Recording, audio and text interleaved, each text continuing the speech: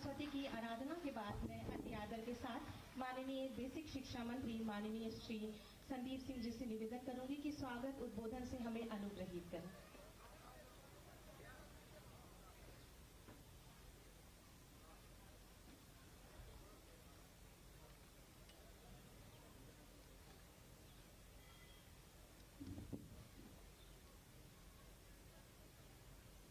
आज भगवान बुद्ध की धरती पर आज के हमारे कार्यक्रम के मुख्य अतिथि के रूप में हम सब के बीच में उपस्थित प्रदेश के हमारे लोकप्रिय एवं ऊर्जावान यशस्वी माननीय मुख्यमंत्री आदरणीय श्री योगी आदित्यनाथ जी हमारे साथ आज इस कार्यक्रम में विभिन्न स्थानों पे हमारे साथ में जुड़े हुए सभी समस्त सम्मानित मंत्रीगण, सांसदगण, विधायकगण, सभी जनप्रतिनिधिगण, अधिकारीगण, हमारे साथ मंच पे उपस्थित माननीय विधायक श्री रामकिरण पांडे जी, श्री दद्दन मिश्रा जी, हमारे जिला पंचायत अध्यक्ष श्री दीपक कुमार जी, प्रमुख सचिव बेसिक शिक्षा श्री अनामिका सिंह जी, एवं आज इस प्रांगण में उपस्थित सभी हमारे प्यारे छोटे छोटे बच्चों, आप सभी का मैं अपने हृदय से वंदन करता हूं, अभिनंदन करता हूं, हृदय से सभी का स्वागत करता हूं।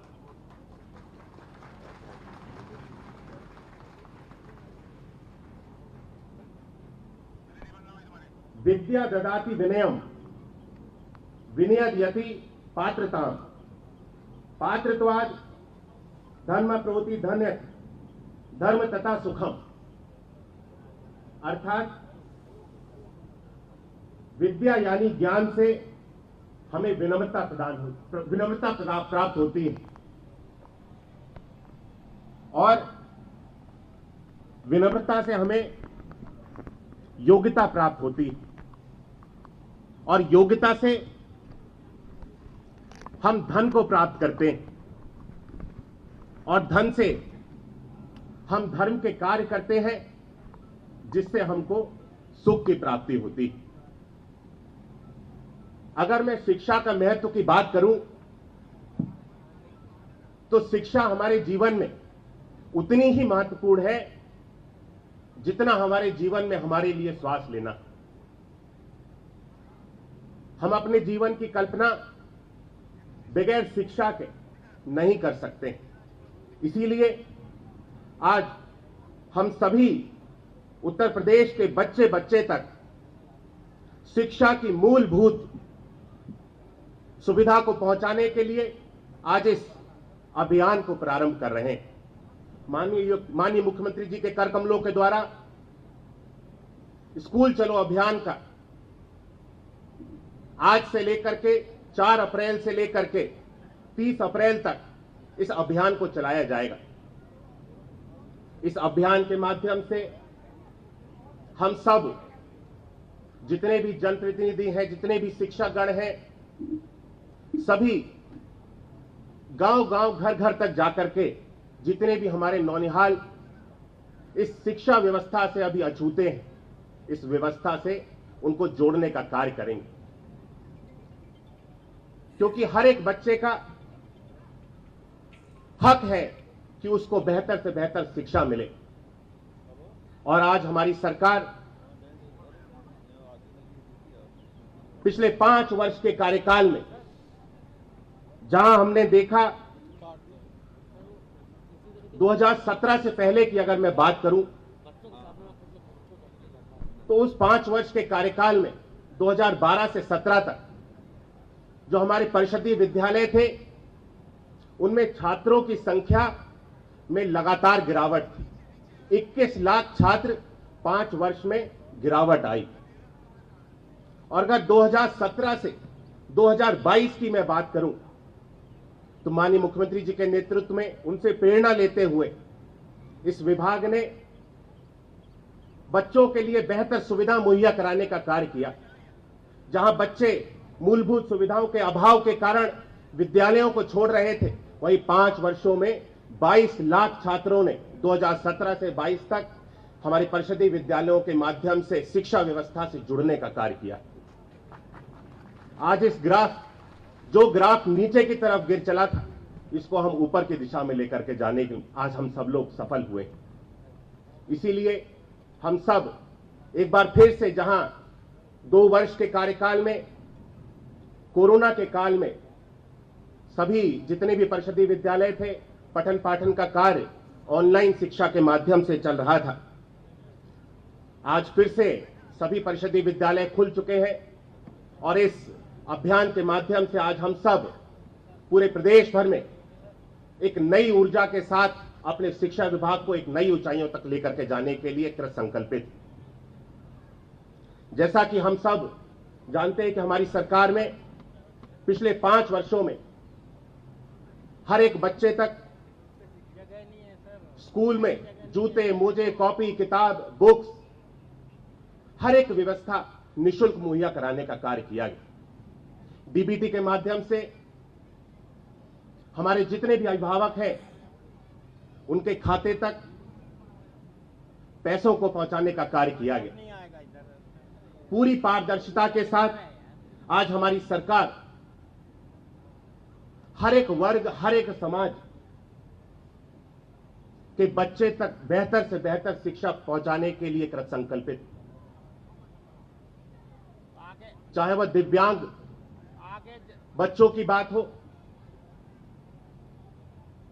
जो पूर्ण रूप से दिव्यांग बच्चे हैं, उनके लिए ब्रेल पुस्तकें, एनलार्ज पुस्तकें,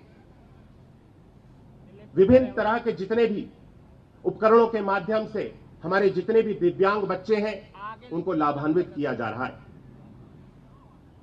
आज हमारा लक्ष्य है कि जितने भी परिषदीय विद्यालय हैं, हम सभी विद्यालयों को एक बेहतर शिक्षा व्यवस्था से जोड़ने का कार्य करें। उत्तर प्रदेश के हमारे 15,000 परिषदीय विद्यालय हैं, जिनमें इंग्लिश मीडियम के माध्यम से कोर्स को चलाया जा रहा है। इंग्लिश की पाठ्य पुस्तकें 15,000 विद्यालयों तक इस कार्यक्रम को चलाया जा रहा है और भी आने वाले 5 वर्षों में इसके बेहतरीकरण के लिए हमारी सरकार के द्वारा कार्य किया जाएगा। हमने लक्ष्य लिया है कि जितने भी हमारे परिषदीय विद्यालय हैं, हर एक विद्यालय तक पेयजल की, स्वच्छ पेयजल की व्यवस्था पाइपलाइन के माध्यम से हमारा लक्ष्य है कि हम हर एक सरकारी परिषदीय विद्यालय तक पेयजल की व्यवस्था पहुंचाएं। हमने लक्ष्य लिया है कि 25,000 इस वर्ष परिषदीय विद्यालयों को हम सब फर्नीचर की सुविधा से जोड़ने का कार्य करेंगे। हमारा लक्ष्य है कि हम इस वर्ष 21,000 से भी अधिक परिषदीय विद्यालयों को स्मार्ट क्लासरूम के माध्यम से जोड़ने का कार्य करेंगे, क्योंकि आज हमारे अभिभावक भी जागरूक हैं और हमारा छात्र भी जागरूक है। जैसा कि मैंने कहा कि बिना शिक्षा के हम कभी अपने भविष्य की कल्पना नहीं कर सकते।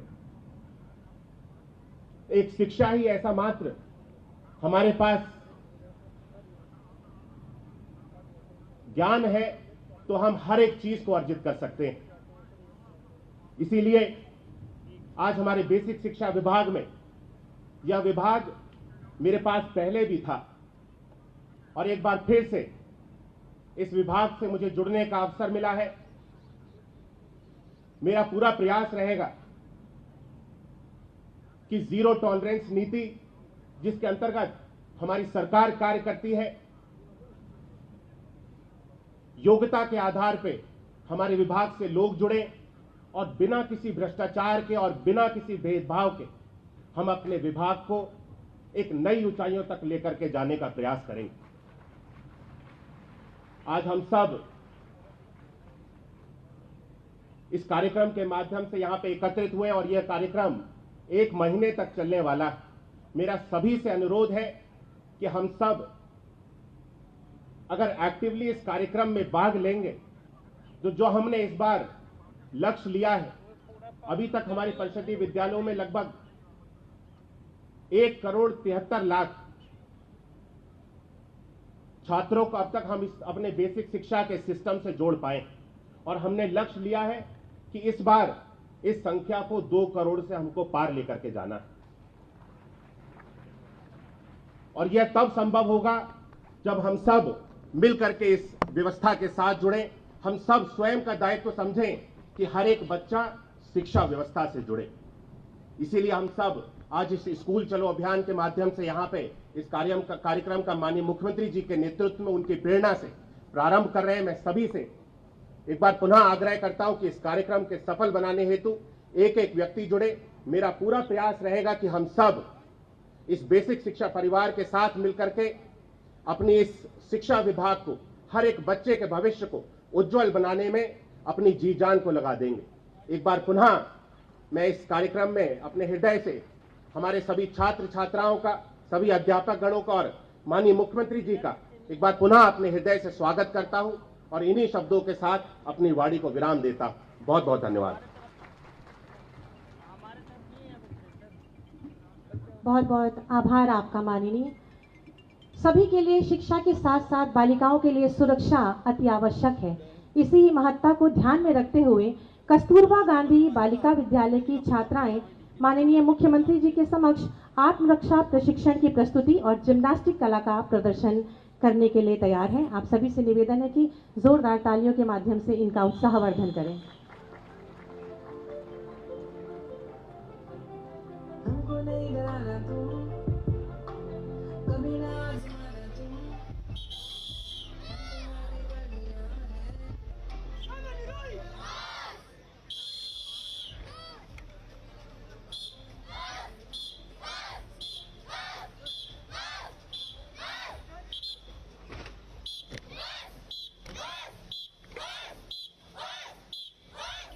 सर आगे बढ़िए सर, एक साइड में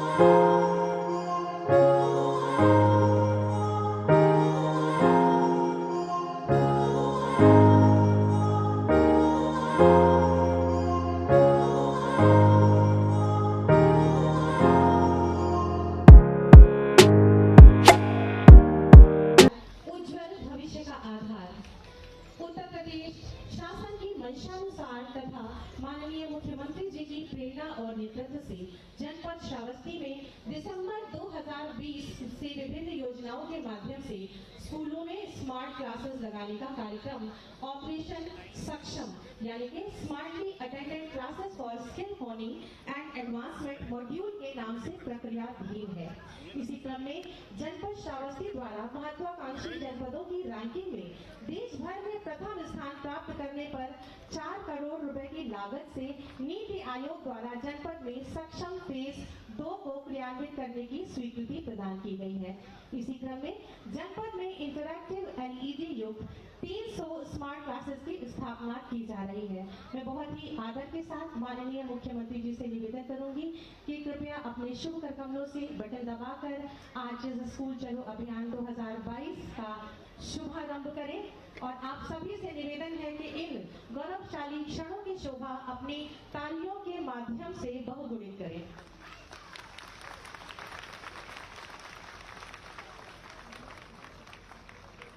बहुत बहुत धन्यवाद और आभार माननीय डॉक्टर श्यामा प्रसाद मुखर्जी रू अर्बन योजना अंतर्गत आच्छादित विद्यालयों में अपेक्षित सुधार करते हुए छात्र नामांकन में भी वृद्धि की गई है।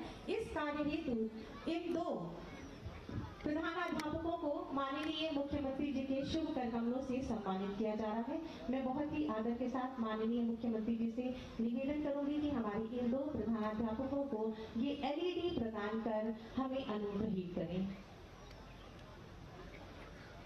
श्रीमती आतिया परवीन, संविलियन विद्यालय सिसवा हरिहरपुर रानी और श्री अंकित कुमार श्रीवास्तव जी, संविलियन विद्यालय चहलवा।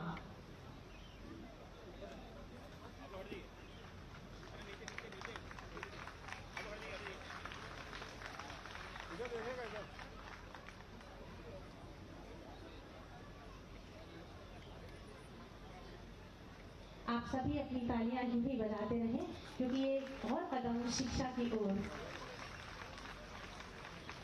प्रथम बार कक्षा 1 और कक्षा 6 में इन बच्चों के द्वारा नामांकन लिया जा रहा है, जिसके हेतु इनको एजुकेशन किट माननीय मुख्यमंत्री जी के शुभ कर कमलों से प्रदान की जा रही है। कृपया बच्चे क्रमबद्ध तरीके से मंच पर आए। अंकुश, दिलशाद और इन बच्चों का उत्साहवर्धन अपनी अनवरत तालियों के माध्यम से करें। इस एजुकेशन किट में ये स्कूल बैग है, पुस्तकें हैं, जूते मोजे हैं और एक फुटबॉल। इनकी शिक्षा के लिए, इनके व्यक्तित्व में उत्तरोत्तर प्रगति के लिए खेलकूद को भी शामिल करते हुए अंकुश, दिलशाद,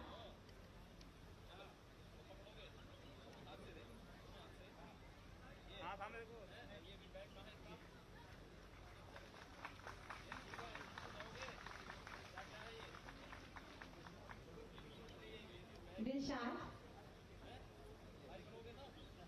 जीशान,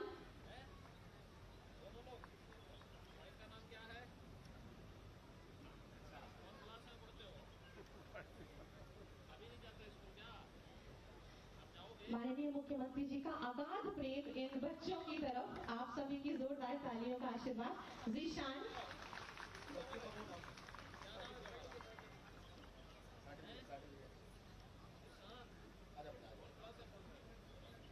इनका नामांकन प्रमाण पत्र और ये एजुकेशन किट माननीय मुख्यमंत्री जी के शुभ कर कमलों से इनको प्रदान की जा रही है। क्या ही गौरवशाली और शुभ दिवस है आज। शिक्षा की दिशा में हम एक कदम और आगे बढ़े। सपना, सपना,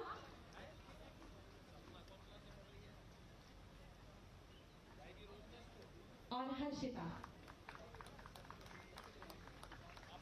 हर्षिता,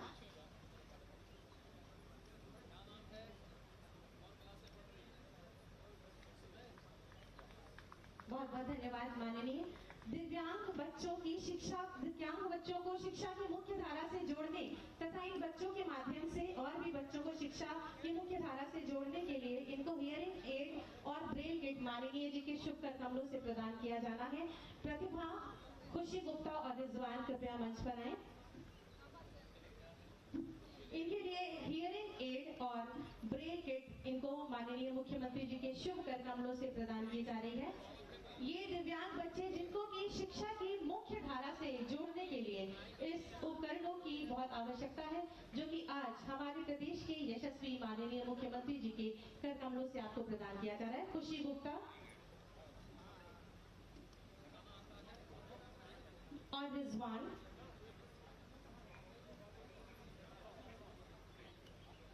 इसके बाद श्री अमरनाथ सिंह जी को, जो कि प्रधान शिक्षक है संविलियन विद्यालय जमुना, को मंच पर आमंत्रित करूंगी।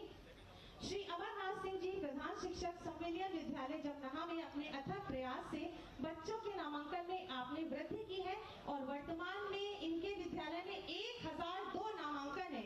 इस हेतु आपको अंगवस्त्र और स्मृति चिन्ह से माननीय मुख्यमंत्री जी द्वारा सम्मानित किया जा रहा है। 1002 बच्चों का नामांकन।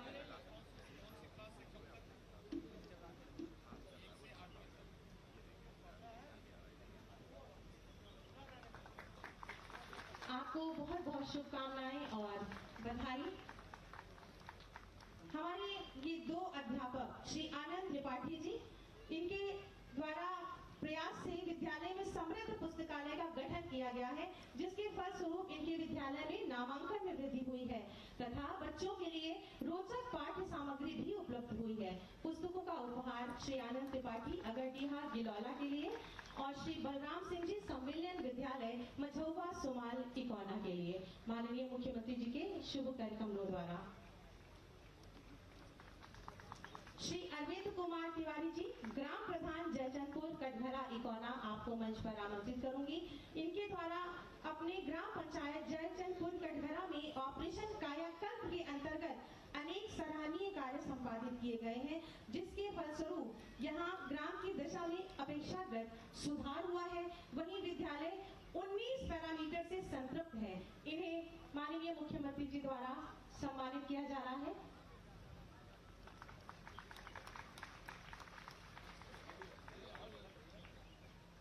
एक स्मृति चिन्ह और आप सभी की जोरदार तालियां।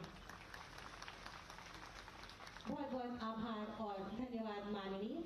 स्कूल चलो अभियान पर आधारित एक लघु फिल्म हम सबके समक्ष है। माननीय से निवेदन करूंगी कि कृपया एक दृष्टि डाल हमें अनुग्रहित करें।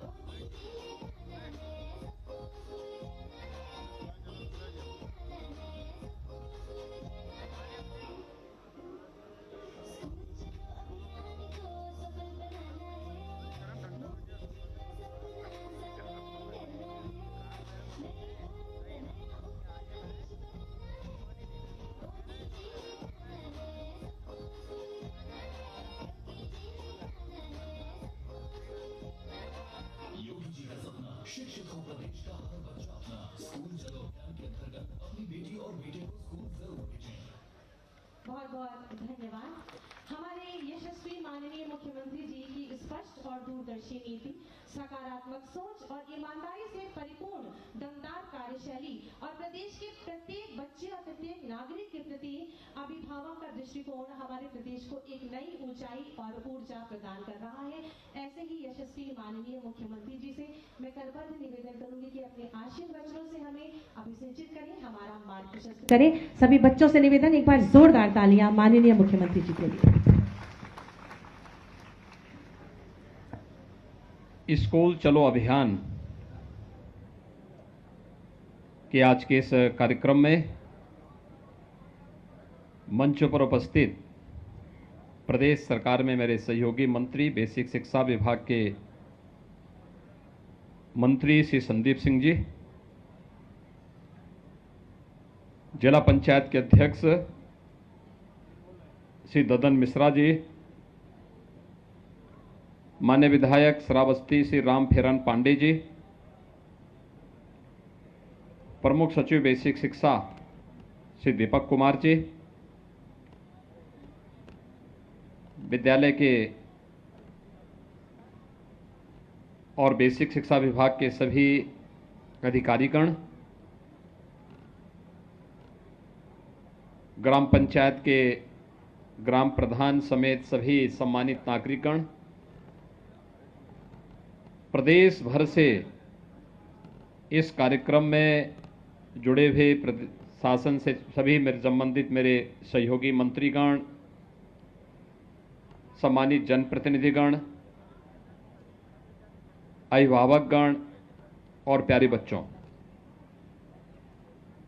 आज मुझे प्रसन्नता है कि लगभग 2 वर्ष बाद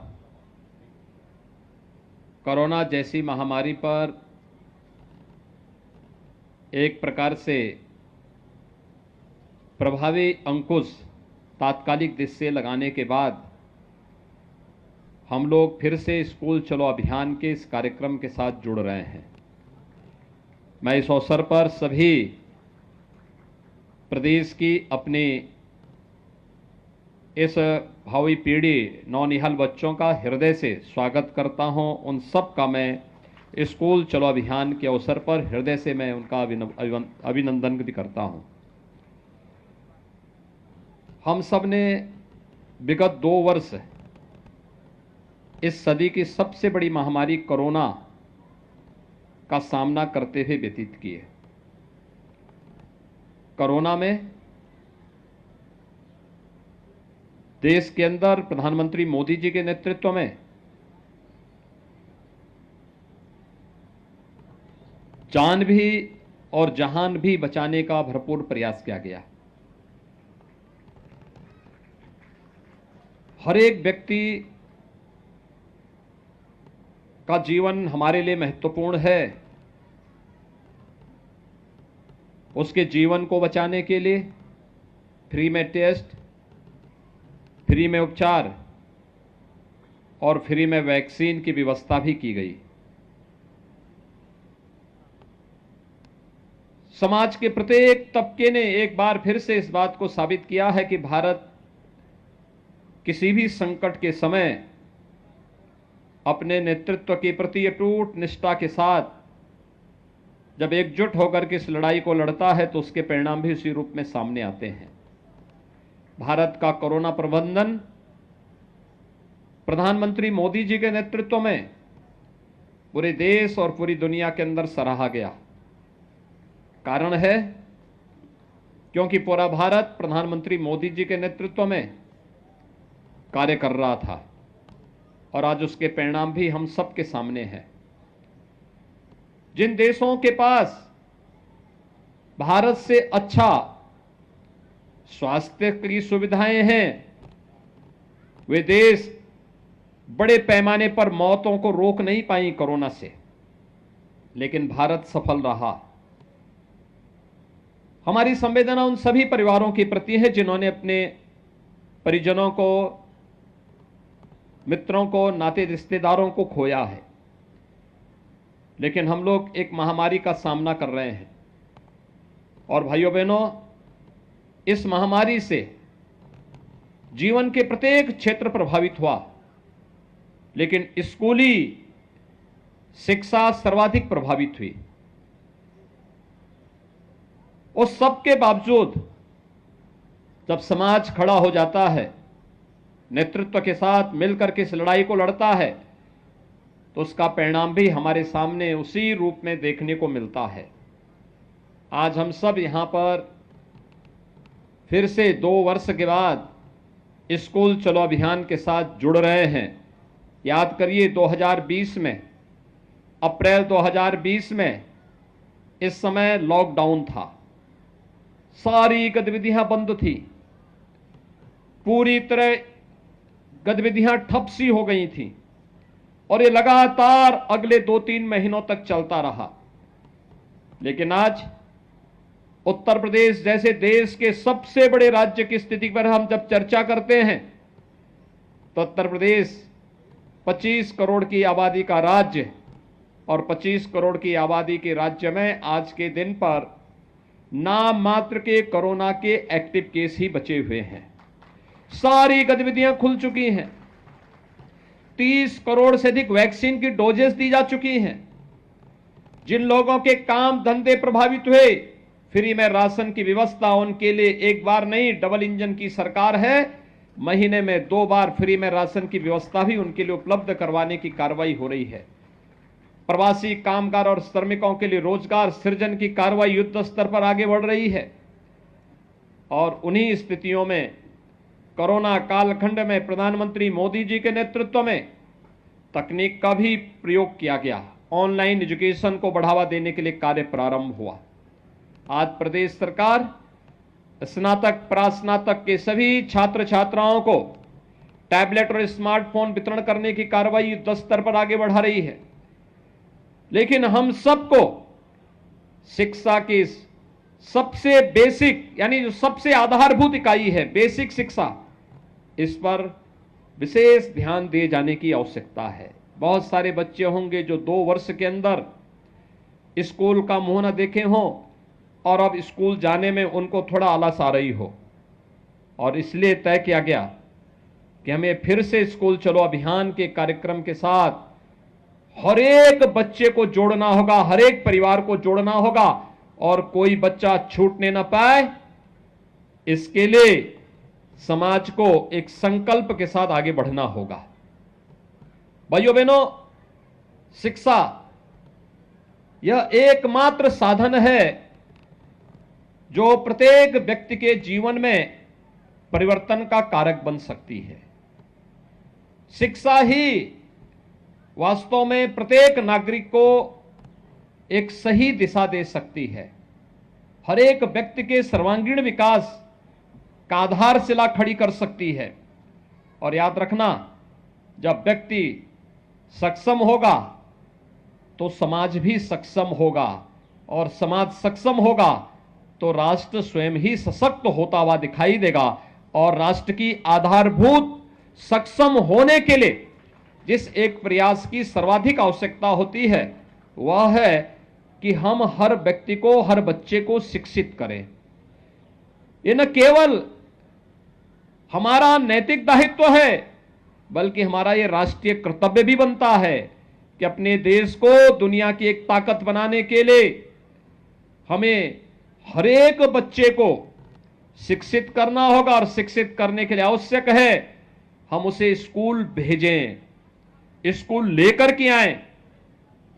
इसके लिए मैं आह्वान करूंगा प्रदेश भर की सभी बेसिक शिक्षा परिषद से जुड़े हुए जितने भी हमारे प्रधानाचार्य, शिक्षक और इस विभाग से जुड़े हुए अन्य कर्मी हैं, उन सब से भी मैं इस बारे में आग्रह करूंगा कि वे तो इस अभियान का हिस्सा बने ही, ग्राम पंचायत और नगर निकाय में जुड़े हुए जनप्रतिनिधियों से भी मैं इस बारे में अपील करूंगा कि वे लोग भी इस बात को सुनिश्चित करें कि अगले 1 महीने के अंदर चलने वाले इस अभियान के क्रम में घर घर जाकर के एक एक घर में दस्तक दीजिए और पूछिए कोई बच्चा ऐसा तो नहीं जो स्कूल जाने से वंचित रह गया हो या रह रहा हो। उसको स्कूल ले जाना, नजदीक के स्कूल में उसका रजिस्ट्रेशन करवाना, उस बच्चे को uniform, bag, books, shoes, socks, sweater, ये सभी प्रकार की सुविधाओं से इसे आच्छादित करने की तैयारी करना। इस पूरे कार्यक्रम को अगर हम जोड़ते हैं, इस पूरे कार्यक्रम को एक साथ आगे बढ़ाते हैं तो भाइयों बहनों, इससे बढ़कर के पवित्र कार्य दूसरा हो ही नहीं सकता है। श्रीमद् भगवत गीता भी तो यही कहती है कि किसी को ज्ञानवान बना देना ही ये जीवन का सबसे पवित्र कार्य है, और इसका आधार कोई बन सकता है तो शिक्षा बनेगी, शिक्षा। और इसीलिए स्कूल चलो अभियान 2017 में हम लोगों ने प्रारंभ किया था। जुलाई 2017 में जब एक कार्यक्रम प्रारंभ हुआ, उस समय उत्तर प्रदेश बेसिक शिक्षा परिषद के स्कूलों में 1 करोड़ 34 लाख बच्चे अध्ययन कर रहे थे। वे आते थे। स्कूल में आने का समय नहीं था, कब कौन आ रहा है, कब कौन जा रहा है। स्कूलों की स्थिति अत्यंत जर्जर थी।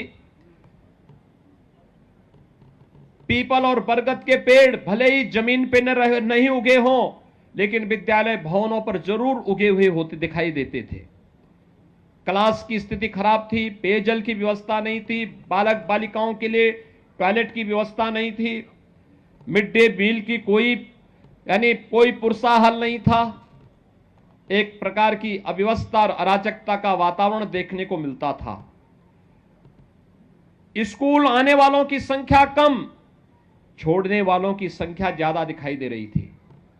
लेकिन आज जब लगातार 3 वर्ष तक स्कूल चलो अभियान प्रारंभ हुआ, आगे बढ़ा, तो मात्र 3 वर्ष के अंदर उत्तर प्रदेश में बेसिक शिक्षा परिषद के स्कूलों में 1,80,00,000 बच्चे इन्हीं विद्यालयों के में अपना नामांकन करा करके वहां पर अध्ययन के साथ जुड़े और उस बेसिक शिक्षा परिषद के साथ जुड़ करके शिक्षा की आधारशिला को मजबूती प्रदान करने में अभिभावकों ने अपना योगदान दिया।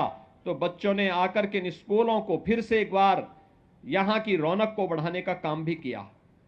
इस दौरान प्रयास हुए, हमने हर बच्चे को बैग, बुक्स, 2 यूनिफॉर्म, जूते, मोजे, स्वेटर, ये सभी कुछ उपलब्ध करवाने का कार्य किया।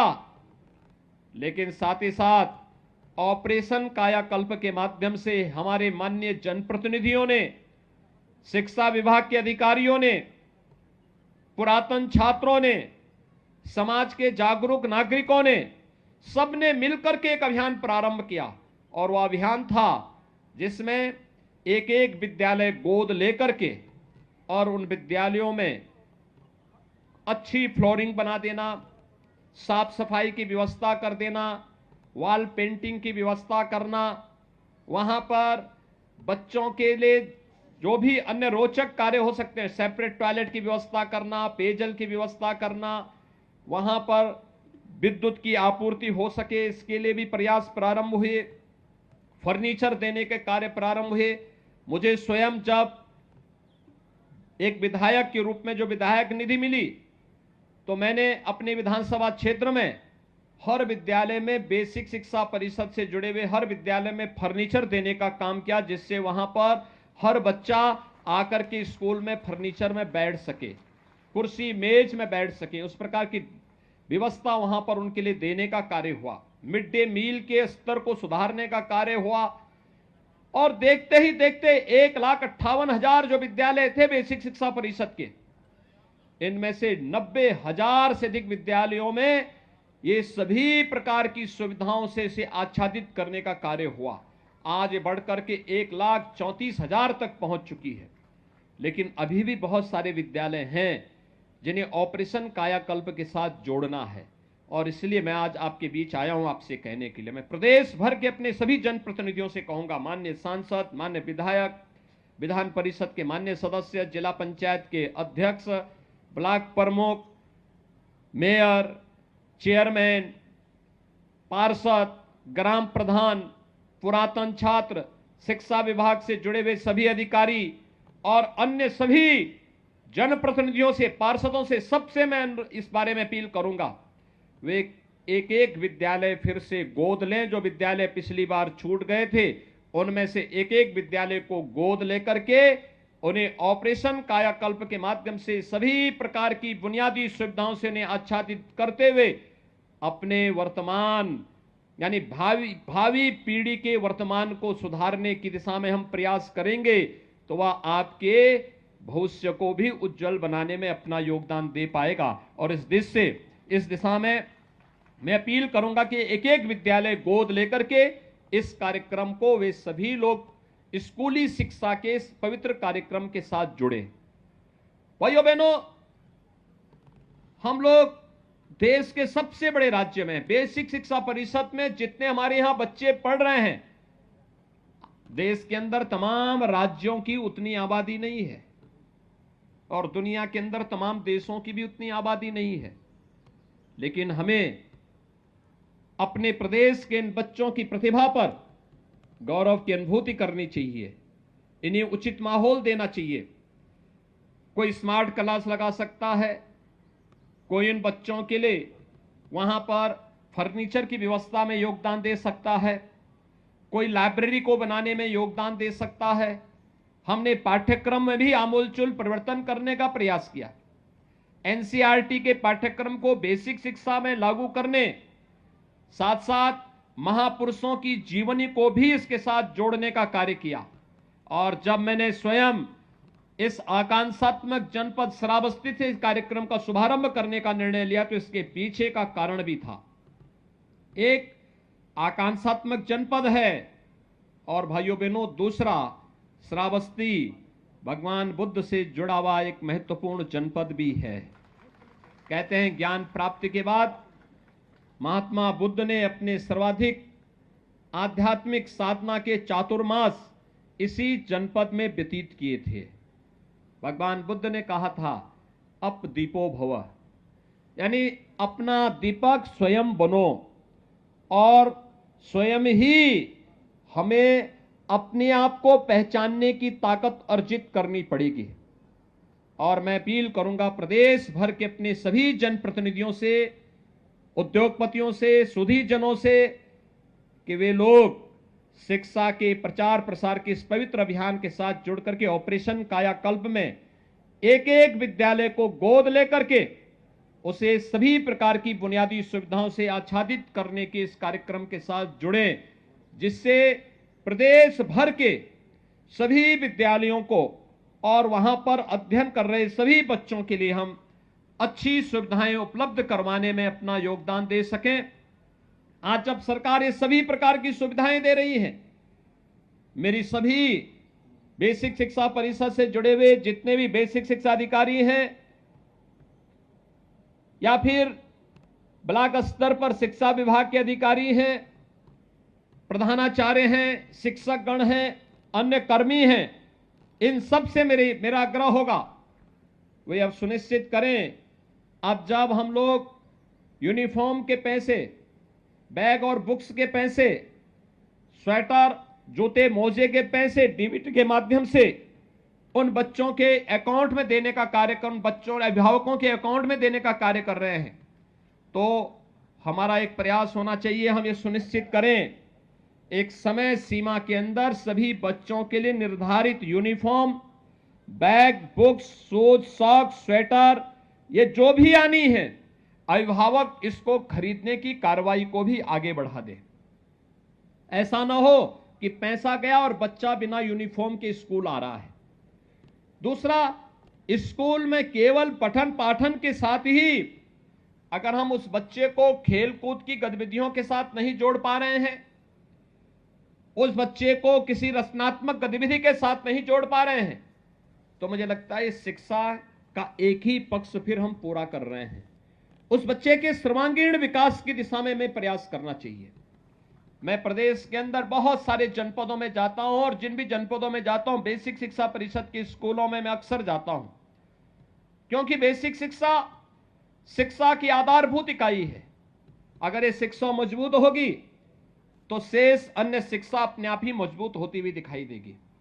और इसलिए जब मैं जाता हूं, मैंने देखा है 2017 के पहले जिन विद्यालयों में कोई सुविधा नहीं थी, 2017 के बाद स्मार्ट क्लास दी, स्मार्ट क्लास में वहां के बच्चे इतने पारंगत हुए कि उन बच्चों को देखते ही देखते ये चीजें दिखाती थी। पहले सुविधा नहीं थी, वे बच्चे इन सुविधाओं से वंचित रहते थे, उनको नहीं पता था कैसे ये ऑपरेशन होना है, कैसे इसको हम आगे बढ़ाने, क्रियाशील कैसे इसको करना है। लेकिन आज वह जब उन बच्चों को इसका प्रशिक्षण दिया गया तो अधिक से अधिक बच्चे इससे लाभान्वित होते हुए दिखाई दिए हैं। हमारा प्रयास होना चाहिए, इस पवित्र कार्य के साथ हम जुड़े हैं तो इस पवित्र कार्य को हम उतनी मजबूती के साथ आगे बढ़ाने का कार्य करेंगे। आज वासंतिक नवरात्रि का तृतीया है, यानी आज जगत जननी मां भगवती की पूजा तीसरे दिन भी उसी श्रद्धा और विश्वास के साथ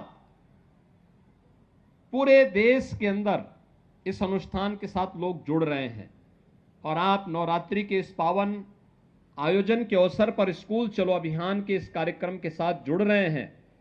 यह भी जगत जननी मां भगवती के प्रति हमारी श्रद्धा का ही प्रतीक है, क्योंकि शिक्षा की देवी मां सरस्वती को भी तो हम देवी के रूप में पूजते हैं, और उस रूप में अगर हम इस कार्यक्रम के साथ जुड़ रहे हैं तो भाइयों बहनों, इस कार्यक्रम के साथ जुड़ना अपने आप में एक पवित्रता की एक नई मिसाल हम प्रस्तुत कर सकते हैं।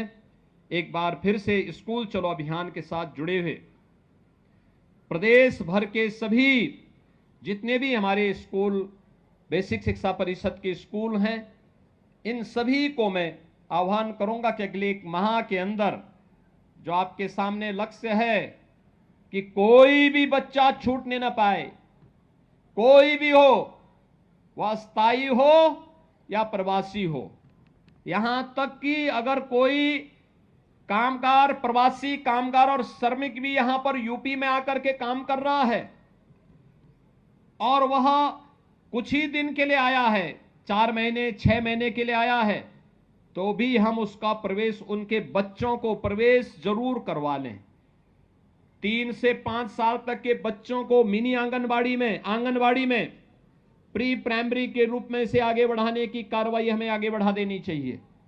और 5 साल से ऊपर के बच्चे बेसिक शिक्षा परिषद के स्कूलों में जाएं और स्कूलों में जा करके वहां पर पठन पाठन के साथ जुड़ें, अक्षर ज्ञान के साथ जुड़ें, अपने भविष्य को संवारने का कार्य करें।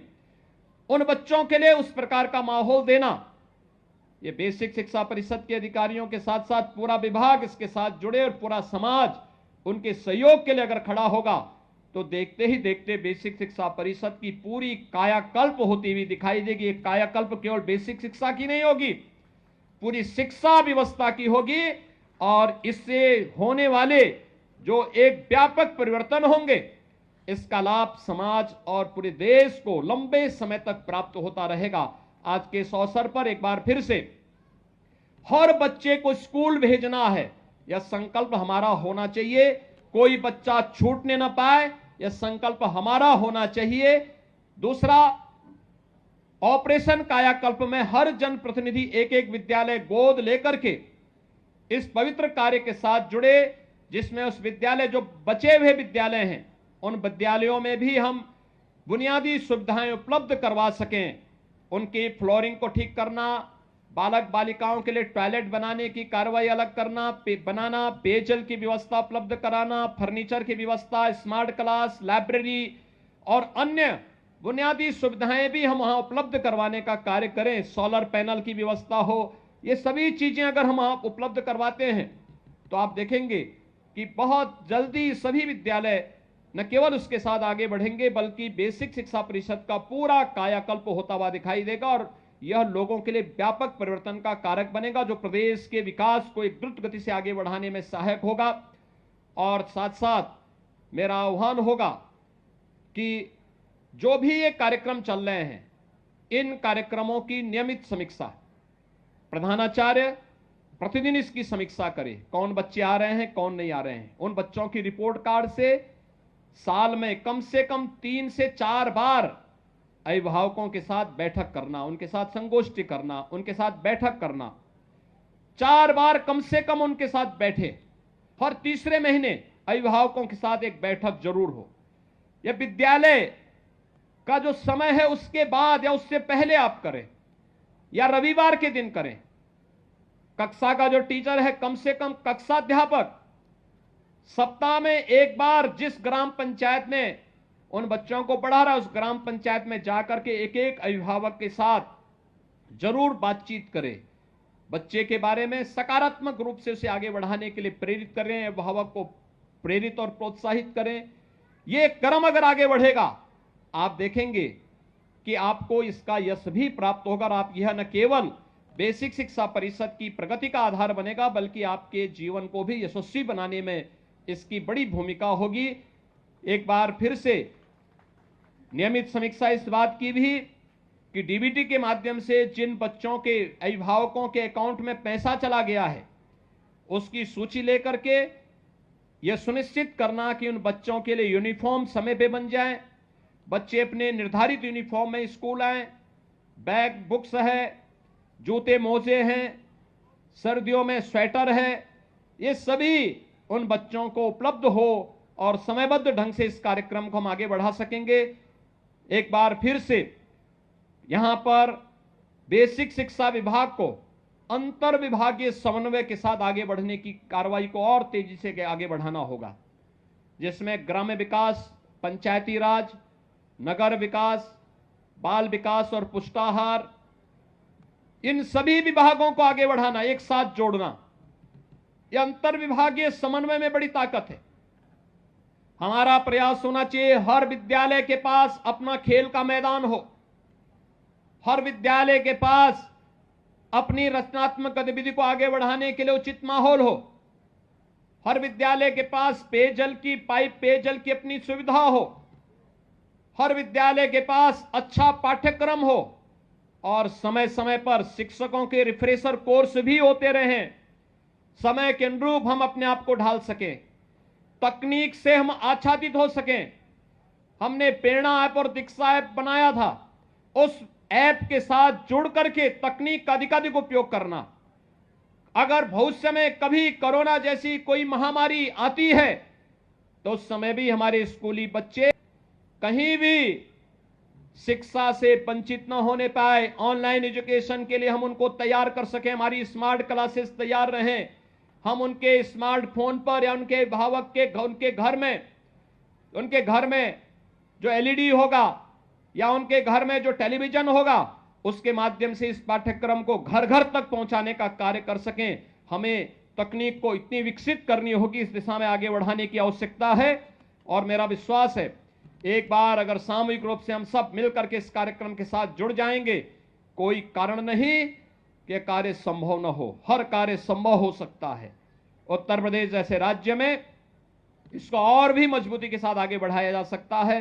मैं एक बार फिर से बेसिक शिक्षा परिषद को स्कूल चलो अभियान के कार्यक्रम को आगे बढ़ाने के लिए हृदय से बधाई देता हूं और विश्वास व्यक्त करता हूं कि शासकीय स्तर पर भी हर सप्ताह इसकी समीक्षा हो कि कितने बच्चे अपना नामांकन कराए हैं और कितने अभिभावकों के साथ संवाद का एक कार्यक्रम आगे बढ़ रहा है और हम मजबूती के साथ इस कार्यक्रम को सफलतापूर्वक आगे बढ़ाने का कार्य कर रहे हैं। मैं एक बार फिर से पूरे प्रदेश भर के सभी बच्चों को, जो नौनिहाल बच्चे हैं 1 से लेके 8वीं तक की क्लास में जिनका प्रवेश होना है, इन सभी बच्चों को आज मैं एक बार फिर से हृदय से स्कूल चलो अभियान के लिए हृदय से बधाई देता हूं। उन्हें नवरात्रि की हृदय से शुभकामनाएं देता हूं, उनके उज्जवल में भविष्य की कामना करता हूं और विश्वास व्यक्त करता हूं कि हम सब स्कूल जाकर के अच्छा पढ़ेंगे, अच्छा करने का प्रयास करेंगे, अच्छा नागरिक बनेंगे और देश को अपना सशक्त बनाने में अपना योगदान दे पाएंगे। एक बार फिर से मैं आप सबके प्रति नवरात्रि की और रामनवमी की हृदय से मंगलमय शुभकामनाएं देते हुए अपनी वाणी को यहीं पे विराम देता हूं। धन्यवाद। जय हिंद।